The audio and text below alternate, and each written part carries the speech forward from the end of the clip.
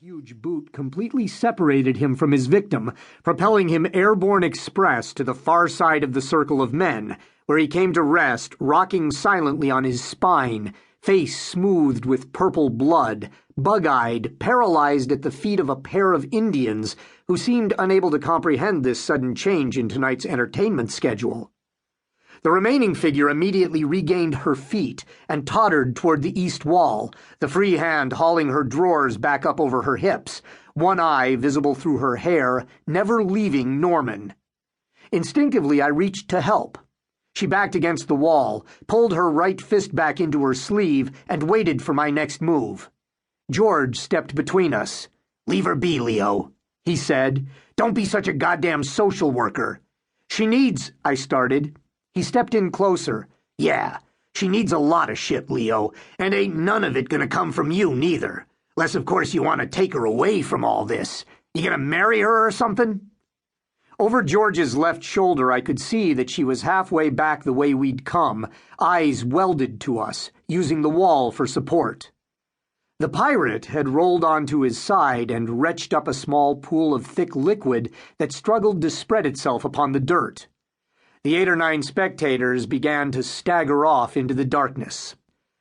"Ollie, ollie in free," Norman roared from behind me. He held down the center like a ragged obelisk, bigger even than usual, wearing everything he owned.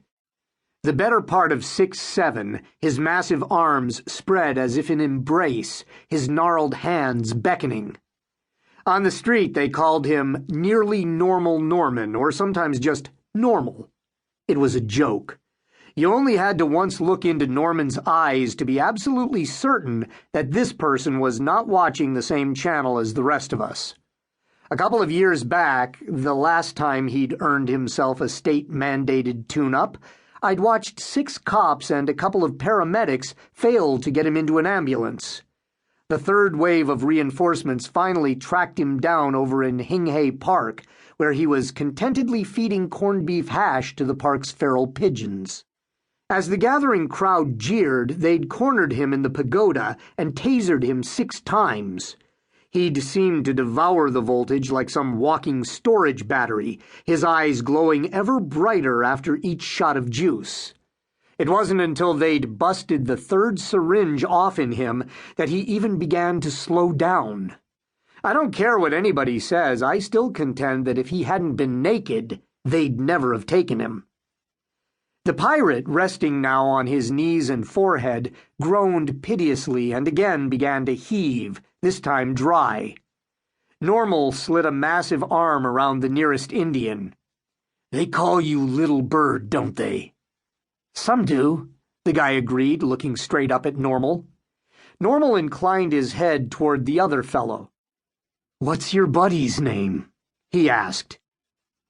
"Na-Ki Don Sto Lee," the guy answered slowly, carefully wrapping his moist mouth around each syllable.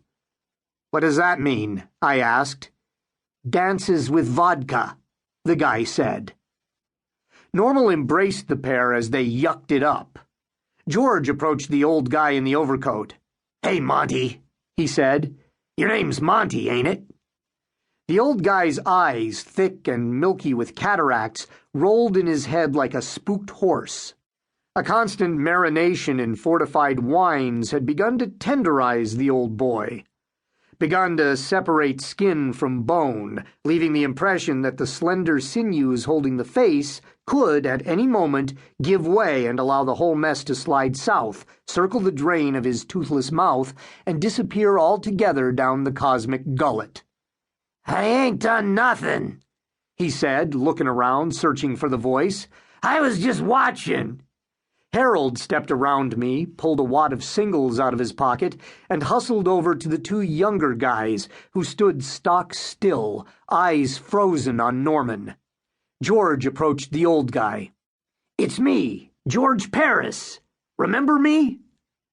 The dazed look on his face suggested that the old guy didn't remember anything more distant than his last 40-ouncer. "Used to live in that room across the hall from you, down in the pine tree, back in '85. You remember?" The old guy squinted, the act nearly throwing him